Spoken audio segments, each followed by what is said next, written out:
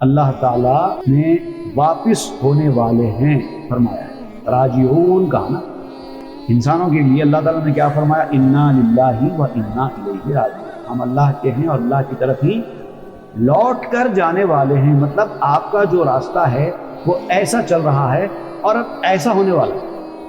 راجعون تو پلٹ کے آنے کو کہتے نا، تو آپ کہتے ہیں کہ اللہ تعالیٰ نے راجعون کہا ہے، تو اس کا مطلب یہ کہ آپ کو جس راستے پہ ایسے جا رہے ہیں آپ کو واپس پلٹ کر جانا ہے۔ اب یہ جانے کا اور واپس پلٹ کے آنے کا یو ٹرن کا جو مرحلہ ہے اس میں کیا ہوتا ہے آپ دیکھیے۔ اب مثال دے بکریوں کا ریوڑ، ہزاروں بکریاں ہیں، چلتے چلتے ایک مقام پر گئی، وہاں جا کر رک گئی، ریوڑ کو آپ نے روک دیا۔ اب آپ کو یو ٹرن لینا ہے ریوڑ، تو آپ اب تک سامنے چل رہے تھے، اب آپ کیا کرتے ہیں؟ یو ٹرن لے کر پیچھے آ جاتے ہیں۔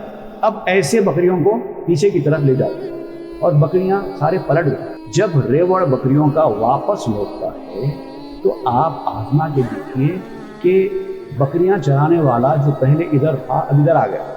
اب بکریوں کو واپس گھما کر اس کو پیچھے پلٹ کر جانا ہے، تو جو سب سے بکری آگے تھی وہ سب سے پیچھے ہو جاتی ہے، جو سب سے پیچھے تھی وہ سب سے سامنے ہو جاتی ہے۔